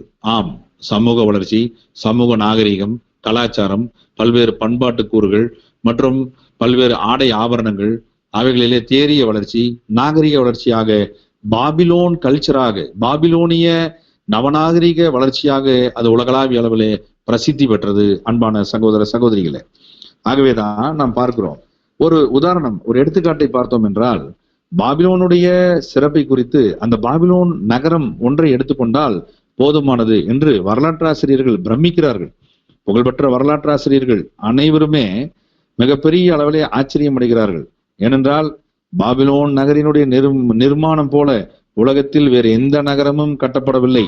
சர்வ வடிவிலே மிகப்பெரிய பிரமிக்கத்தக்க ஆறாக ஓடிக்கொண்டிருந்த யூப்ரட்டிஸை அது முழுமையாக அந்த கால்வாயாக வெட்டப்பட்டு அந்த யூப்ரட்டிஸ் ஆறு அந்த பாபிலோன் நகரத்தின் மத்தியிலே ஓட வைத்து அதற்குள்ளாக பல்வேறு விவசாய நிலங்களை வளர வைத்து அதற்குரிய நீர்ப்பாசன வசதி செய்து கொடுத்து அங்கே மிகப்பெரிய அளவில் நீர்ப்பாசனம், எப்பேற்பட்ட எதிரிகள் முற்றுகை போட்டாலும் தகர்க்க முடியாத பாபிலோன் நகரமாக பிரமிக்கத்தக்க கோட்டை கொத்தளங்கள் கட்டப்பட்டது. ஏறக்குறைய அந்த நகரத்தினுடைய நிர்மாணம் 75 மைல்களாகவே காணப்பட்டது. அது பல இடங்களிலே 85 அடி உயர மதில்களாகவும், சில இடங்களில பாதுகாப்பு இன்னும் அதிகம் வேண்டும் என்ற இடங்களில 300 அடி உயரமுள்ள மதில்களாகவும், இரட்டை மதில்களாக டபுள் வால்ஸாக கட்டப்பட்டது. இவைகள் பிரமிக்கத்தக்க கட்டடக்கலைக்கு சான்றாக வரலாற்று ஆசிரியர்கள் மிகப்பெரிய அளவுல இந்த பாபிலோன் சாம்ராஜ்யத்தினுடைய கட்டடக்கலையை பற்றி உண்மையாகவே அவர்கள் செய்த ஆராய்ச்சி, கிடைக்கப்பட்ட கல்வெட்டுக்கள், அகழ்வாராய்ச்சிகளில அவர்கள் கண்டறிந்து கூறுகிறார்கள். அன்பான சகோதர சகோதரிகள, விசேஷ வகையில இந்த பிரமிக்கத்தக்க இந்த பிரம்மாண்ட நகரம் மிகப்பெரிய தூண்களை உள்ளடக்கியதாக, பெரிய மற்றும் சிறிய 250 எண்ணிக்கையுடைய தூண்களை உடையதாகவும் காணப்பட்டது. அது மாத்திரமல்ல, 100க்கு மேற்பட்ட வெண்கல கதவுகள். அதனாலதான் நம்ம பார்க்கிறோம், வெண்கல தாழ்பால்களை உடைத்து என்ற ஏசாயா தீர்க்கதரிசி இந்த பாபிலோனை குறித்து கூறுவதை, எச்சரிப்பின் தீர்க்கதரிசனத்தை கூறுவதை இருக்கிறோம் வசனங்கள் மூலமாக. கோரேஸ் ராஜாவை குறித்து கூறும் பொழுது அது மாத்திரமல்ல, 25 பிரேசன் கேட்ஸ் வெண்கல கதவுகள் அந்த நகரத்தினுடைய சதுர வடிவத்தில் 25 ஒவ்வொரு பக்கத்திற்கும் சம பக்கமாக வைக்கப்பட்டிருந்தது. அது மாத்திரமல்ல, உள்ளே இருக்கக்கூடிய அந்த தெருக்கள், அதாவது வீதிகள், பிரமிக்கத்தக்க அளவிலே நாகரிகமிக்க கலைநயமிக்க வடிவங்களாக, வீடுகளாக, அங்கே மாளிகைகளாக ஒரு பகுதியும், விஐபி கேலரியாக அவர்களுக்கு சிறப்பு வாய்ந்த முக்கியஸ்தர்களுக்குரிய பகுதியாகவும், குடிமக்களுக்குரிய பகுதியாகவும், தொழிலாளர்களுக்குரிய பகுதியாகவும் மற்றும் விவசாயிகளுக்குரிய ஒரு பகுதியாகவும், பல்துறைக்கு ஏற்ப பிரிவுகளாக ஒதுக்கப்பட்ட பகுதிகளாகவும், பிரமிக்கத்தக்க ஒரு நாகரிகத்தின் தொட்டிலாக அது பிரமிக்கத்தக்க அளவிலே அது வளர்ந்திருந்தது. அன்பான சகோதர சகோதரிகளை, இவ்வளவு சிறப்பு பெற்ற இந்த பாபிலோன் நகரத்திற்கு அங்கே விசேஷ வகையாக மணிமகுடம் சூடப்பட்டது போல பாபிலோன் தோட்டம் அமைக்கப்பட்டது. அதை பார்க்கக்கூடியவர்கள் வானத்திலிருந்து தோட்டம் உருவாக்கப்பட்டதோ என்று சொல்லக்கூடிய அளவுல மிகப்பெரிய சொட்டு நீர் பாசனத்தை அவர் உயர் கட்டுமானத்திலே 7 அடுக்கு மாடியாக கட்டினவர். பிற்பாடு 14 அடுக்கு மாடியாக கட்டத் தொடங்கின அந்த நிபுணத்துவத்தை பற்றி வரலாற்று ஆசிரியர்கள் பிரமிக்கிறார்கள். இப்படியாக மேலே இருந்த மரங்களும் செடிகளும் பல்வேறு விதமான ஹெர்ப்ஸ் மூலிகைகளும் பிரமிக்கத்தக்க அளவிலே அங்கே காணப்பட்டது. வானத்திலிருந்து தேவனுடைய தயவிலே தொங்குகின்ற தோட்டமோ என்று எண்ணக்கூடிய அளவுக்கு ஆச்சரியமூட்டும் பல்வேறு வகைப்பாட்டிகளின் தாவர வகைகள் அங்கே வைக்கப்பட்டிருந்ததை நம்ம பார்க்கிறோம். இந்த ராஜாவாகிய நேபுகாத்நேச்சருடைய சிறப்பு உலகளாவிய அளவிலே பிரமிக்கத்தக்க அளவிலே இருந்ததை தான் இங்கே நம்ம பார்க்கிறோம். விருட்சம், அதன் இலைகள், அதன் கனிகள், அதன் ஆகாரங்கள், அதில் சகல மிருகங்களும் கொப்புகளில் ஆகாயத்து பறிகளும் பச்சைகளும் தங்கி தாவரித்தது என்றால் அது ஒரு சாதாரண காரியம் அல்ல. பிதாவாகிய தேவனுடைய சுத்த இரக்கம், சுத்த தயவு, மிகுந்த கிருபை, அனுமதிக்கப்பட்ட நல்வாய்ப்பின் காரணமாக பெரியவராக, பலத்தவராக, உலகளாவிய மகத்துவம் வாய்ந்த சக்கரவர்த்தி ஆகிய சாம்ராஜ்யத்தினுடைய சக்கரவர்த்தியாக அவரது அரசாட்சி வான பரிந்தம் தேவ தயவுல எட்டக்கூடிய அளவுக்கு பூமியின் எல்லை வரிந்தும் வெட்டி இருக்கக்கூடிய இந்த ஒரு புகழ்மிக்க பிரசித்தி பெற்ற வளர்ச்சியின் உச்சத்தை தொட்ட இந்த நிலைமையை பற்றி இந்த விருட்சம் விவரிக்கிறது என்பதை தானியேல் தேவ தயவுல, தேவாவியின் உதவியில ஞான அர்த்தத்தோடு அங்கே விளக்கினார். இவைகளெல்லாம் கேட்டுக்கொண்டு இருக்கக்கூடிய ராஜாவாகிய நேபுகாத்நேச்சர் அவர் உள்ளபடியே பிரமிப்புக்குள்ளானார். பிதாவாகிய தேவன் அவருக்கு கொடுத்திருக்கக்கூடிய இவ்வளவு தூரம் சிறப்புகள், இவ்வளவு தூரம் இரக்கங்கள் எவ்வளவு பெரிதாயிருக்கிறது. ஆனால் இனி நடப்பது என்ன? அதுதான் மிக முக்கியம். இந்த தரிசனத்தின் மறுபகுதி, இந்த சொப்பனத்தின் மறுபகுதி என்னவென்றால், பிதாவாகிய தேவனுடைய விசேஷித்த தீர்மானத்தின்படி தேவன் என்ன செய்ய போகிறார், பிதாவாகிய தேவன் என்ன செய்ய போகிறார் என்பதை பரிசுத்த காவலாளன் மூலமாக அவர் கூற அவர் செய்திட்டார். இந்த பாபிலோனிய international rule including the whole world, ஒட்டுமொத்த உலகத்திற்குமான ராஜ்யமாகவே அன்றைய நாட்களில் இருந்தது. நம்ம ஸ்லைட்ல பார்க்கலாம். Top government centre of arts and commerce, பல்வேறு கலைகள் மற்றும் வணிகத்தின் பிறப்பிடமாகவும் மைய நகரமாகவும் இருந்தது. ஆமன்பானவர்களே, பல நாடுகளில இருக்கக்கூடிய பழங்கால இலக்கியங்கள் நாம் நம்முடைய இந்தியாவில, இன்னும் நம் தமிழ்நாட்டில பல்வேறு பழந்தமிழர் வணிகத்துல, பல்வேறு இலக்கிய நூல்களிலும் கூட இந்த பாபிலோனிடத்திலும் ரோமாபுரியினிடத்திலும் வியாபாரம் புரிந்த வணிக கப்பல்களை பற்றி பேசுகின்றார்கள். அங்கே பரிமாறிக்கொண்டிருந்த பண்டமாற்று முறை வணிகத்தை பற்றி எல்லாம் குறிப்பிடுகிறார்கள். ஆகவே இதற்கும் ஒரு சான்றாக பல நாடுகளிலே இவைகள் காணப்படுகிறது. ட்ரேட் சென்டராக பாபிலோன் அங்கே இருந்தது. ஆம் அன்பான சகோதர சகோதரிகளே, கேந்திர முக்கியத்துவம் வாய்ந்த நகரமாக, வணிக முக்கியத்துவம் வாய்ந்த நகரமாக அந்த பாபிலோன் அங்கே காணப்பட்டது. பிரசித்தி பெற்ற நகரமாக காணப்பட்டது.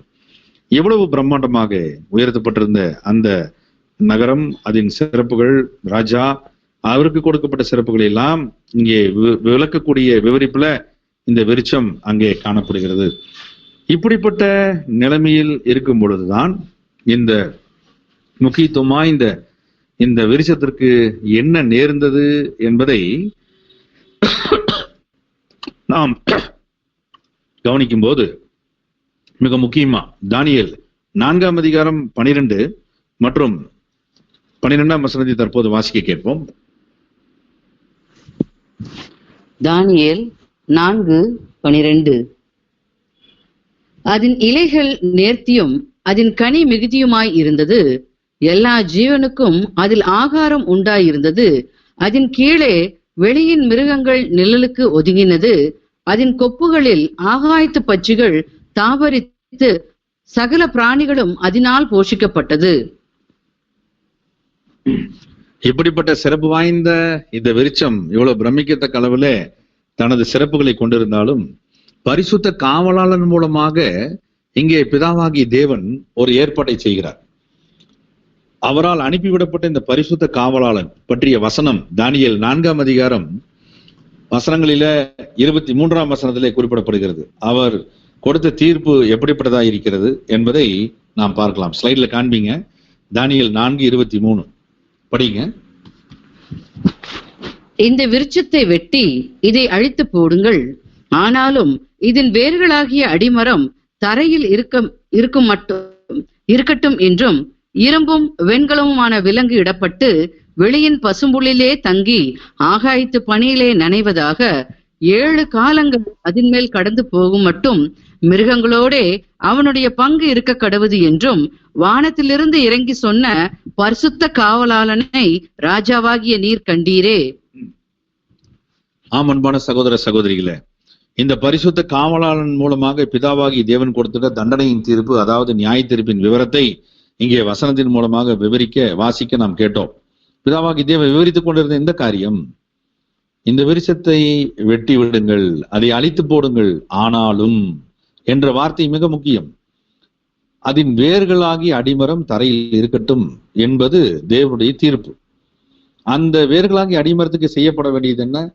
இரும்பும் வெண்கலமுமான விலங்குகள் இடப்படணும். அந்த அடிமரம் இப்படிப்பட்ட நிலைமையிலே வெளியின் பசும்பொழிலே தங்கி ஆகாயத்து பணியிலே நனைய வேண்டும்.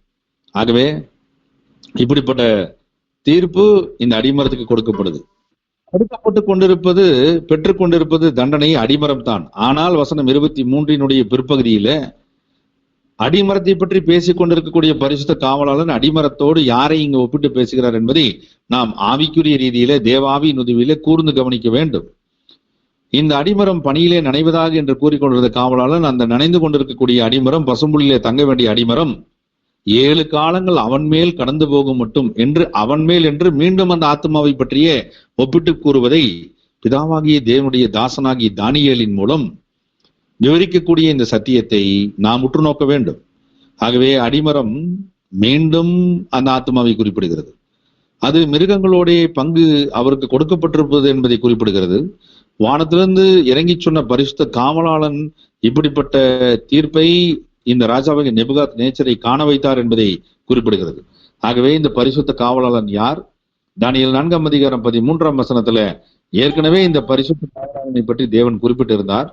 ஆகவே இந்த பரிசுத்த காவலாளன் ஆரம்ப காலத்துல, பழைய ஏற்பாட்டின் காலத்துல பிதாவாகிய தேவனுடைய விசேஷித்த ஊழியராக தேவ தயவிலே காணப்பட்ட அன்பின் கர்த்தர் இயேசு கிறிஸ்துவின் பெயர் அந்த காலத்திலே லோகோஸ். ஆகவே சகோதரர் பிராங்க் ஷெலு இதை நோட் பண்றார். இந்த லோகோஸாக நிச்சயமாக இந்த பரிசுத்த காவலாளன் காணப்பட்டிருக்க வேண்டும். பிதாவாகி தேவனுடைய நீதியின் ஊழியராக ஆண்டவர் இயேசு கிறிஸ்து அங்கே செயல்பட்டு கொண்டிருந்தார். மிகாயேல் தூதனாகவும் அங்கே செயல்பட்டார். இப்படியாக நமது அன்பின் கர்த்தர் இயேசு கிறிஸ்துவின் வசமாக பிதாவாகிய தேவன் தனது தீர்ப்புகளை, அதாவது உத்தரவுகளை அளித்து செயல்படுத்துகிறார் என்பதை நாம் இங்கே உற்று நோக்க வேண்டும். பிதாவாகிய தேவனே, பரம பிதாவே, மகாராஜா. நாம் பார்க்கலாம் நமக்கு ஸ்லைட்ல, பிதாவாகிய தேவனே மகாராஜா, அவருடைய உத்தரவுகள், அதை செயல்படுத்தக்கூடிய நல்வாய்ப்புகள், ஊழியங்களாக அங்கே அவரது நேசகுமாரனாய் இருக்கக்கூடிய லோகோஸ் என்ற விசேஷித்த பிரதான தூதருக்கு கொடுக்கப்பட்டதை நாம் பழைய ஏற்பாட்டின் சில நிகழ்ச்சிகளிலே ஆராய்ந்தறியலாம். சர்வலோகத்தின் மகாராஜா, இப்படியாக அவர் தொடர்ந்து கொடுத்து கொண்டிருப்பார். ஆகவே இந்த தூதர்கள், அதில் பிரதான தூதர்களுக்கெல்லாம் தலைவராக இருக்கக்கூடிய இந்த லோகோஸ், அங்கே அவருக்கும் அவரை சார்ந்தவர்களுக்கும் எப்படிப்பட்ட ஒரு விசேஷித்த தன்மைகள் இருக்கிறது என்பதை சங்கீதங்களின் புஸ்தகம் 103 சங்கீதம் 20 மற்றும் 21 வசனங்களை நாம் கவனமாய் வாசிக்க கேட்போம். சங்கீதம் 103, 20, 21. கர்த்தருடைய வார்த்தையை கேட்டு அவருடைய வசனத்தின்படி செய்கிற பலத்த சௌரியவான்களாகிய அவருடைய தூதர்களே, அவரை ஸ்தோத்தரியுங்கள். கர்த்தருக்கு பிரியமானதை செய்து அவர் பணிவிடைக்காரராய் இருக்கிற அவருடைய சர்வ சேனைகளே, அவரை ஸ்தோத்தரியுங்கள்.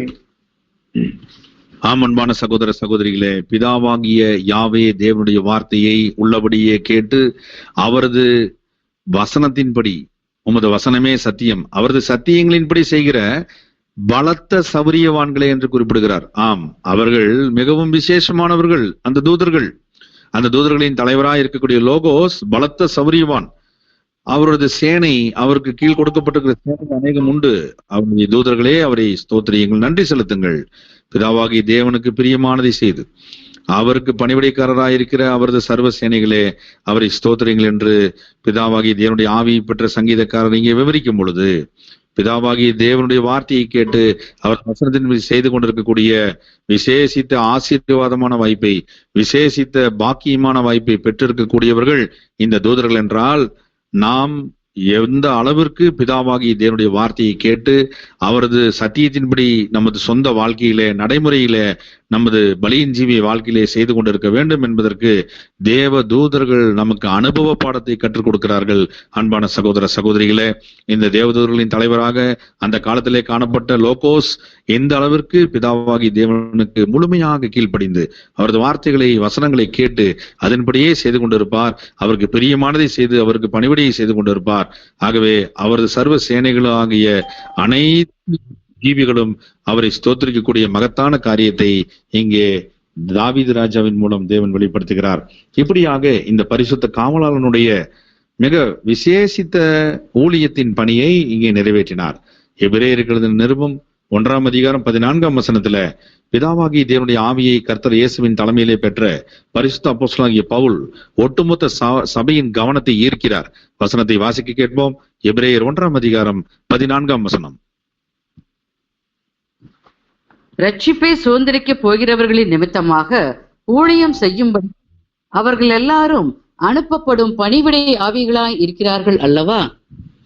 அன்பான சகோதர சகோதரிகளே, பிதாவாகிய தேவனுடைய தெய்வீக திட்டத்தின் மைய நோக்கமாக ரட்சிப்பை சுதந்திரிக்கக்கூடிய தெய்வீக திட்டத்துல பெரிதான ரட்சிப்புக்கு ஒரு பாகமும், முதன்மை பாகமும், பொதுவான ரட்சிப்புக்கு மறுபாகமுமாக பிதாவாகிய தேவன் வைத்திருக்கக்கூடிய ரட்சிப்பின் பாகங்களிலே, அந்த ரட்சிப்பின் பாகங்களுக்கு அடுத்த பணிகளிலே, ஊழியங்களிலே, தெய்வீக சித்தம் சார்ந்த பணிகளிலே ஊழியத்தை செய்வதற்குரிய நல்வாய்ப்பாக, பாக்கியமான வாய்ப்பாக, ஆசீர்வாதமான வாய்ப்பாக தேவதூதர் சேனையை பிதாவாகிய தேவன் கர்த்தர் இயேசுவின் தலைமையிலே அவர் செயல்பட வைக்கும் பொழுது அதற்கு ஆயத்தமாய் இருக்கக்கூடிய மகத்தான ஊழியர்களாய் இருக்கக்கூடிய தேவ தூதர்கள், அவர்கள் அனைவரும் தேவனால் வழிநடத்தப்படக்கூடிய ஆசீர்வதிக்கப்பட்ட வாய்ப்பினை பெற்றிருக்கக்கூடிய, பணிவிடைகளை பெற்றிருக்கக்கூடிய ஆவியின் ஜீவிகளாய் இருக்கிறார்கள் அல்லவா என்ற விசேஷித்த சிந்தனையை தூண்டும், ஊழியத்தை ஏற்படுத்தும், நம் நற்சிந்தனையை பலப்படுத்தும் சிந்தனைகளை பிதாவாகிய தேவன் பரிசுத்த பவுலின் மூலம் இங்கே விளக்குகிறார்.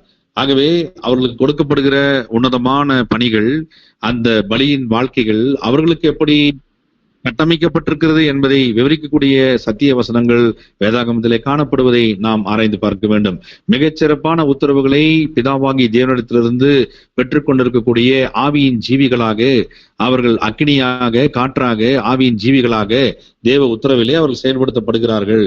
பிதாவாகிய தேவனுடைய ஞானம் வெளிப்படுத்தப்படும் விசேஷித்த நீதி, பிதாவாகிய தேவனுடைய ஞானத்தால் வெளிப்படுத்தப்படும் விசேஷித்த வல்லமை, பிதாவாகிய தேவனுடைய ஞானத்தால் வெளிப்படுத்தப்படும் விசேஷித்த அன்பு ஆகிய இந்த பிதாவாகிய தேவனுடைய 4 அஸ்திவாரமிக்க விசேஷித்த தனித்தன்மைகளிலே அவர்கள் வழிநடத்தப்பட்டு அவர்கள் பிதாவாகிய தேவனுக்காகவே உத்தம ஊழியத்தை அன்றிலிருந்து பிதாவாகிய தேவனால் தொடர்ந்து செய்து கொண்டு வரும் பொழுது அவரது அனுமதி பெற்ற லோகோஸ் ஆகிய இந்த பிரம்மாண்ட பிரதான தூதனாகிய நமது ரட்சிப்பின் தலைமை தளபதி அன்பின் கர்த்தர் இயேசு கிறிஸ்து விசேஷமாக அந்த பழைய ஏற்பாட்டு காலத்திலே அங்கே ராஜாவாகிய நெபுகாத் நேச்சருக்கு என்ன நேரிடும் என்பதை தானியேலின் மூலம் கூற வைத்தார்.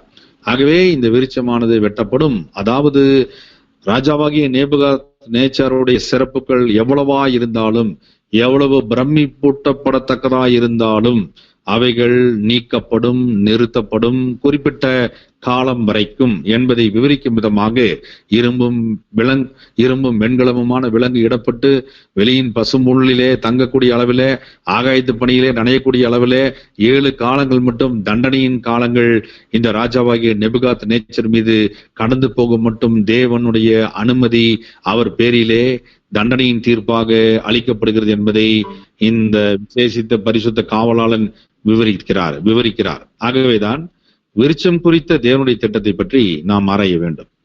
விருட்சம் முதலில் யாரை குறிக்கிறது என்பதை சகோதரர் சிடிஆர் அவர்கள் குறிப்பிடும் பொழுது, இந்த விருட்சம் முதலிலே ஒப்பிடத்தக்க ஒரு ஒப்புமைகளை உள்ளடக்கியதாக இருக்கிறது.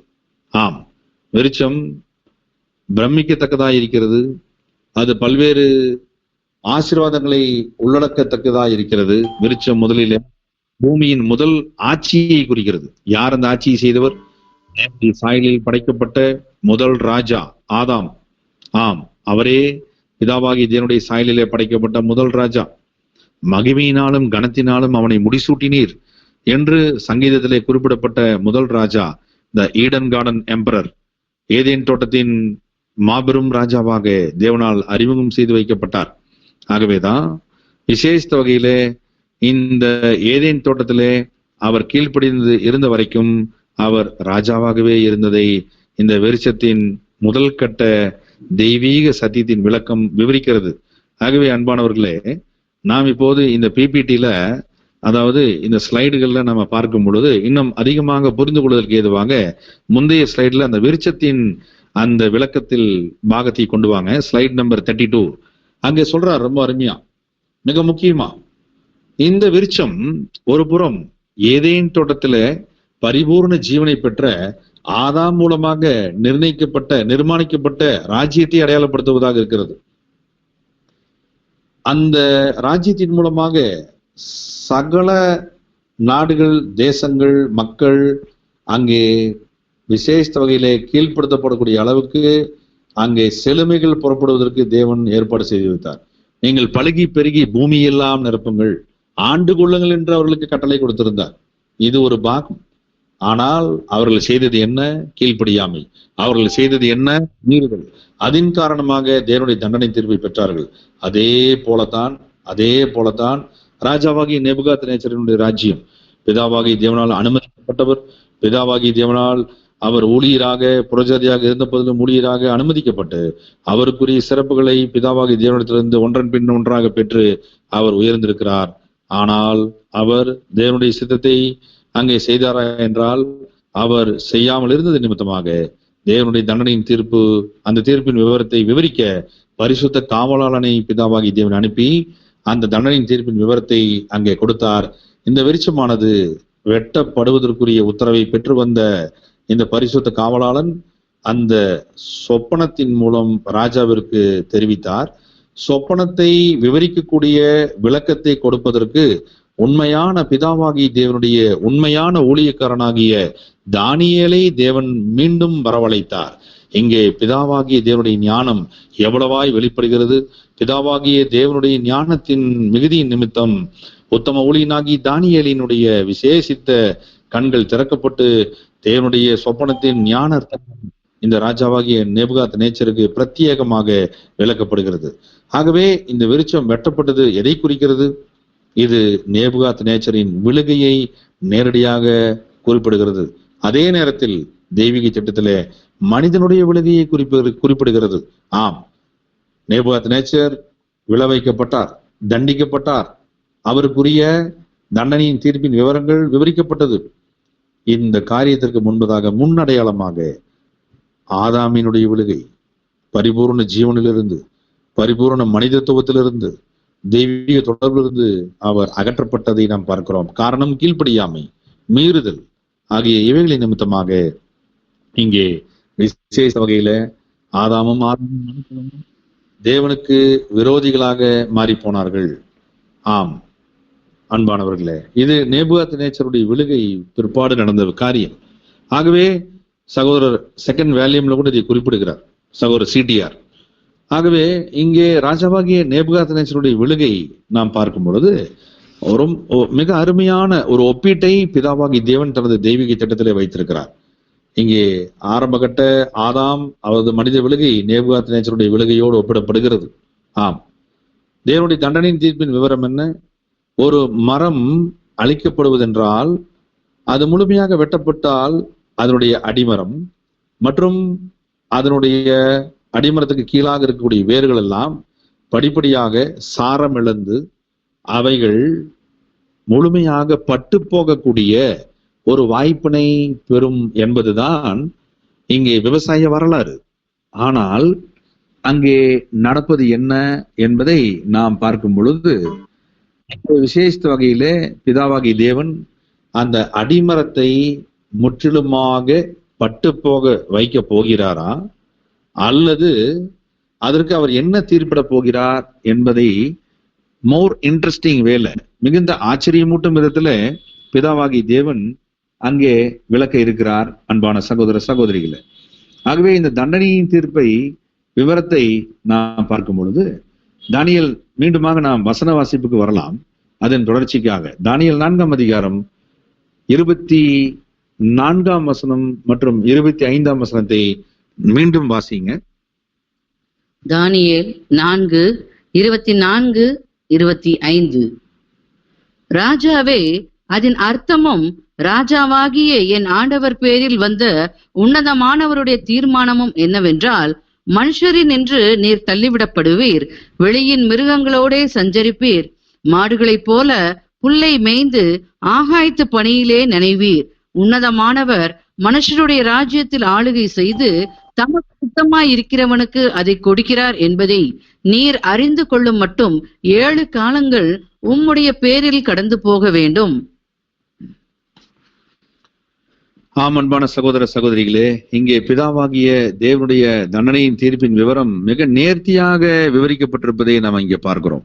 வாசிக்க கேட்ட இந்த வசனங்களில இந்த மரமாக விருட்சமாக குறிப்பிடப்பட்டிருக்கக்கூடிய இந்த ராஜாவாகிய நேபுகாத்நேச்சர் அவர் முழுமையாக விலத்தள்ளப்படுகிறார், அதாவது தண்டனைக்குள்ளாக்கப்படுகிறார். அவர் இனிமேல் ஒரு சாம்ராஜ்யத்தின் சக்கரவர்த்தியை போலல்ல, தண்டனை பெற்றவராக அவர் தள்ளிவிடப்படுகிறார். ஆகவே அவர் எப்படிப்பட்ட ஒரு வாழ்க்கை முறைக்குள்ளாக செல்ல இருக்கிறார் என்பதை நாம் இங்கே பார்க்கும் பொழுது வெளியின் மிருகங்களோடு சஞ்சரிக்கக்கூடிய ஒரு அபாக்கியமான நிலைமை.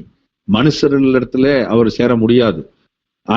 அங்கே குறிப்பிடும் பொழுது அடையாள பாஷையிலே குறிப்பிடுகிறார். மாடுகளை போல புள்ளை மேய்ந்து ஆகாயத்து பணியிலே நனைவீர் என்று கூறும் பொழுது அது அப்படியே இங்க நம்ம ஸ்லைட்ல காண்பிக்கப்பட்ட பிக்சர் மாதிரி நம்ம நினைச்சிடக்கூடாது. நேபுகாத்நேச்சர் அவர் போய் ஆடு மாடு மாதிரி எல்லா இடங்களுக்கும் கால்நடை போல 4 காலில் நடக்கிற மாதிரி நடந்து புள்ளை தின்றார் என்று நாம் அப்படி எடுத்துக்கொள்ள வேண்டாம்ங்கிறார். காரணம், தேவனுடைய பிள்ளைகள், இதை ஆராய்ந்தறிந்த பிள்ளைகள் தேவனுடைய விசேஷித்த ஞானத்தின் தீர்மானத்தை விவரிக்கிறாங்க. ஏனென்றால் ராஜாவாகிய நேபுகாத்நேச்சர் எப்படிப்பட்ட ஒரு தீர்ப்பை பெற்றிருக்கிறார் என்றால் விசித்திரமான தீர்ப்பை பெற்றிருக்கிறார். Something peculiar judgement. அவரு இனிமேல் ராஜாவா இருக்க முடியாது, ஜனங்களோட வாழ முடியாது, மாறாக அவர் தனித்து விடப்படணும். ஆமன்பானவர்கள் ஐசோலேட் ஆகணும். ஆகவே இந்த ஐசோலேட் ஆகிற இந்த காரியம், தனிமைப்படுத்தக்கூடிய காரியம் தான் நம்ம பார்க்கிறோம். முழுமையாக மரம் வெட்டப்படுது, அதன் வேர்கள் மாத்திரம் இருக்கட்டும்னு சொல்லிட்டார். ஏனென்றால் 4:26 வாசிக்க கேட்டோம். தானியேல் 4:26 மீண்டும் கூட படிங்க. ஆனாலும் விருட்சத்தின் வேர்களாகிய அடிமரம் தரையில் இருக்கட்டும் என்று சொல்லப்பட்டது என்னவென்றால், நீர் பரம அதிகாரத்தை அறிந்த பின் ராஜ்யம் உமக்கு நிலை நிற்கும். ஆம், அன்பான சகோதர சகோதரிகளே, பிதாவாகிய தேவனுடைய விசேஷித்த ஞானத்தின் மூலம் பரிசுத்த காவலனாகிய அந்த தண்டனை தீர்ப்பை கொடுத்துட்ட விசேஷித்த அந்த உன்னதமானவர் இங்கே பரம அதிகாரத்தை ராஜாவாகிய நெபுகாத் நேச்சர் அறிந்து கொள்ள வேண்டும் என்று தேவ சித்தம் இருக்கிறது என்பதை விவரிக்கிறார். ஆனால் பிதாவாகி தேவனே அதிகாரமுடையவர். பிதாவாகி தேவனிடத்திலிருந்தே சகல அதிகாரங்களும் புறப்படுகிறது. அவரே சகல அதிகாரத்திற்கும் ஆட்சிக்கும் ஊற்றும் காரணர் என்று இந்த ராஜாவாகிய நேபுகாத் நேச்சர் அறிந்து கொள்ளவில்லை. அறிந்து கொள்ளாமல் இருப்பதினால்தான் அவர் தனது இருதய சிந்தனையிலே சிந்தித்தார் தான் கட்டின மகா பாபிலோன் என்னுடைய வல்லமையின் பராக்கிரமத்தினாலும் என்னுடைய மகிமை பிரதாபத்திற்கென்றும் ராஜ்யத்திற்கு அரண்மனையாக நான் கட்டின மகா பாபிலோன் அல்லவா என்று பெருமையின் உச்சத்திற்கே சென்று, பெருமிதத்தின் விளிம்புக்கே சென்று அவர் தன்னுடைய பெருமை, தன்னுடைய சிறப்புகள், மேட்டிமை மற்றும் ஞானச்செருக்கு என்று தன்னை குறித்து உயர்வாக எண்ணி எண்ணி எண்ணி அதன் உச்சத்தை தொட்டார். பரம அதிகாரத்தை பிதாவாகி தேவன் அருளின விசேஷித தயவுகளை உணர்ந்து கொள்ள தவறினார். ஆகவே இப்படிப்பட்ட ஒரு மோசமான அல்லது தவறான அல்லது பாவமான சிந்தனைக்குள்ளாக இந்த ராஜாவாகிய நெபுகாத் நேச்சர் சென்று விட்டார் என்பதை விவரிக்கிறார். அன்பான சகோதர சகோதரிகளே, ஆகவே இது ஒரு மிகப்பெரிய படிப்பினை பாடமாகவே இருக்கிறது. பிதாவாகி தேவனுடைய தெய்வீக திட்டத்துல தன்னை தாழ்த்துகிறவன் எவனும் உயர்த்தப்படுவான், தன்னை உயர்த்துகிறவன் எவனும் தாழ்த்தப்படுவான் என்பது தெய்வீக கொள்கை, த டிவைன் ஐடியாலஜி, தெய்வீக கொள்கைகள் மற்றும் கோட்பாடுகள். பிதாவாகி தேவனுடைய விசேஷ நியமத்தின்படி பிதாவாகி தேவன் ஒருவரே மகா பெரியவராக இருக்கிறார். பிதாவாகி தேவன் ஒருவரே மகா ஆட்சி அதிகாரத்தையும் பல்வேறு ஆட்சிகளையும் உடையவராக இருக்கிறார். பிதாவாகி தேவன் ஒருவரே நானாவிதமான ஜீவிகளுக்கு அவரே சிருஷ்டிகராக இருக்கிறார். அவரே சகல ஜீவன்களுக்கும் ஊற்றும் காரணருமாக என்றென்றும் இருக்கிறார். பிதாவாகி தேவனே சகலமுமாய் இருக்கிறார். எப்படி பிரமிக்கத்தக்க பிரம்மாண்ட அதிகாரத்தை, பரம அதிகாரத்தை, அண்ட சராசரங்கள், என்டையர் கேலக்சி, விசேஷ வகையிலே ஒட்டுமொத்தமான யூனிவர்ஸ் என்று சொல்லப்படக்கூடிய அண்ட சராசரங்களுக்கும் ஏக சக்கராதிபதியாக அவரது பரம அதிகாரம் எங்கும் வியாபித்து நமது அறிவிற்கு அப்பாற்பட்டதாக, நம்முடைய சிந்தனைகளுக்கு எட்ட முடியாததாக, பிரமிக்கத்தக்க அளவில பிரம்மாண்ட அளவில் அது இருக்கிறது என்பதை பிதாவாகி தேவனுடைய நேசிக்கப்பட்ட மனவாட்டி கர்த்தர் இயேசுவின் தலைமையின் கீழாக புரிந்திருக்க வேண்டும். ஒருபோதும் பெருமையின் எண்ணங்களோ பெருமித எண்ணங்களோ நம்மில் எவருக்கும் வந்துவிடாமல் அவரவர்கள் பார்த்துக் கொள்ள வேண்டும். நம்முடைய சொந்த மனசாட்சியை சீர்தூக்கி பார்க்க வேண்டும். நம்மில் எப்படிப்பட்ட நன்மைகளோ சிறப்புகளோ அல்லது மெச்சப்படத்தக்க எந்த காரியங்கள் இருப்பினும் அவைகளை எல்லாம் நாம் ஒருபோதும் உயர்வாக எண்ணிவிடக்கூடாது. பிதாவாகி தேவனுடைய இரக்கத்தால், ஈவால், தயவால் நாம் பெற்றுட்ட அனைத்திற்கும் நாம் தாழ்மையுடன் கர்த்தர் இயேசுவின் தலைமையில பிதாவாகி தேவனையே மகிமைப்படுத்தி அவர் ஒருவரை குறித்தே பெருமை பாராட்ட வேண்டும்.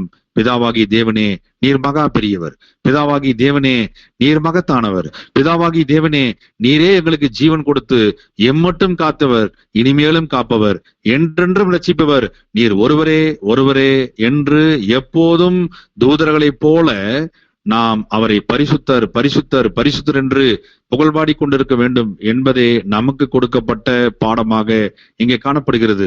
ஆனால் நேபுகாத் நேச்சர் ராஜாவை பொறுத்த மட்டிலே நடந்தது என்ன?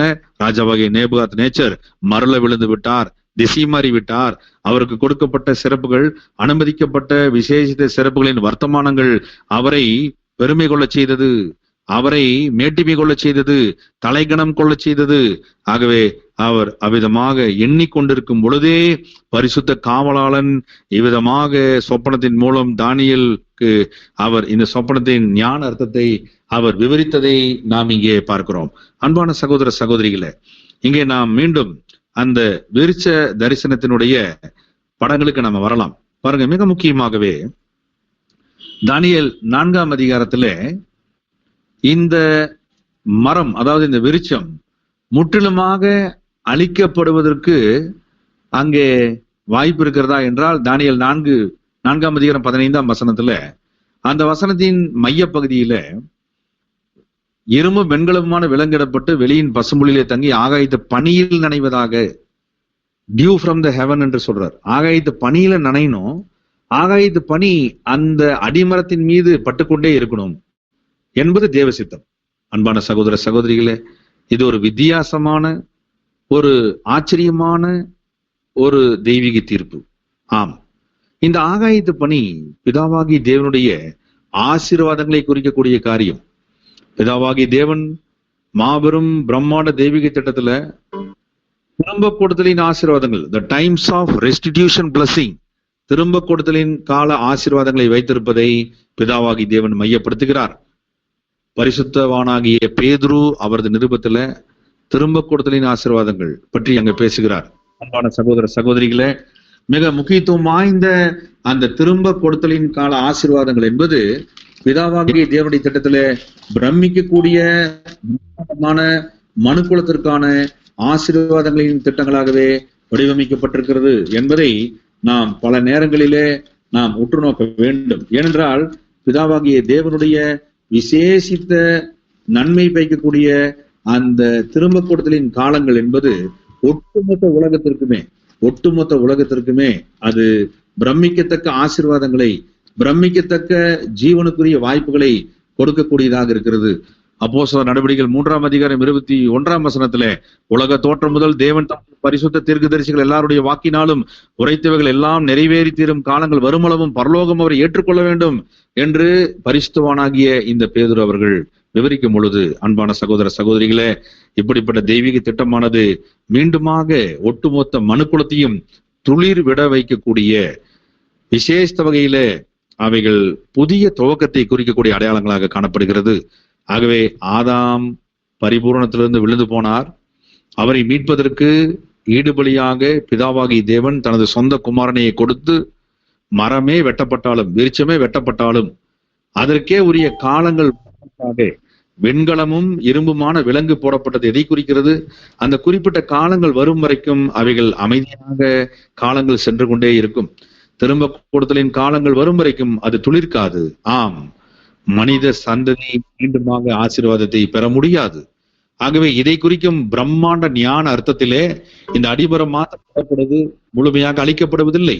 இது முற்றிலும் வித்தியாசமான தண்டனை, விசித்திரமான தண்டனை, most peculiar judgement given by Almighty God. அன்பானவர்களே, மிக முக்கியமான ஒரு தண்டனை.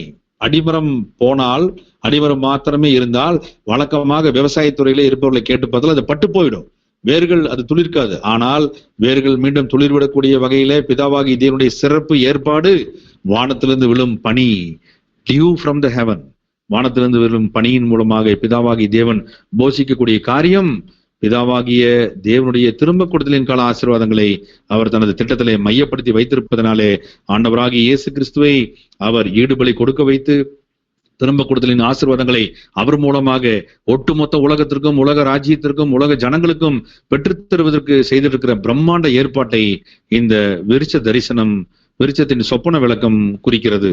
ஆகவேதான் நம்ம இந்த பிக்சர்ஸ்ல பாக்குறோம், இந்த துளிர்விடும் இந்த விருட்சம் எப்படி இருக்க போகிறது? ராஜ்யத்தின் பணிகளோடு, கிங்டம் ஒர்க்ஸ். அடுத்ததாக ஈடுபலியின் சத்தியங்களோடு அது முளைப்பிக்கப்பட இருக்கிறது. கர்த்தர் இயேசுவினுடைய ஊழியம் பிரம்மாண்ட அளவிலே பிரசித்தி பெற்றதாக கிறிஸ்துவின் ராஜ்யத்திலே கண்ணுக்கு தெரியும் பாகத்திலே முற்பிதாக்கள் மூலமாக அவைகள் அனைவரும் புரிந்து கொள்ளும் விதத்திலே விவரிக்கப்படும்.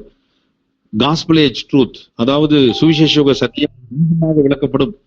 அநேக உபத்திரவங்கள் எதற்காக நடந்தது, அதன் ரகசியங்கள் என்ன என்பதை குறித்துதான சத்தியங்கள் விவரிக்கப்படும். இப்படியாக மீண்டுமாக ஒரு புதிய ராஜ்யம் மீண்டுமாக கர்த்தர் இயேசுவின் தலைமையில ஒட்டுமொத்த உலக மனுக்குலத்திற்கு மீண்டும் திரும்ப கொடுக்கப்படும். நம்பிக்கையின் துளிராக, த ரே ஆஃப் ஹோப், நம்பிக்கையின் துளிராக அந்த விருட்சமானது மீண்டுமாக பிதாவாகி தேவனால் கர்த்தர் இயேசுவின் தலைமையிலே வளர்த்தப்படும், வர்த்திக்கப்படும், அது பெருக்கப்படும்.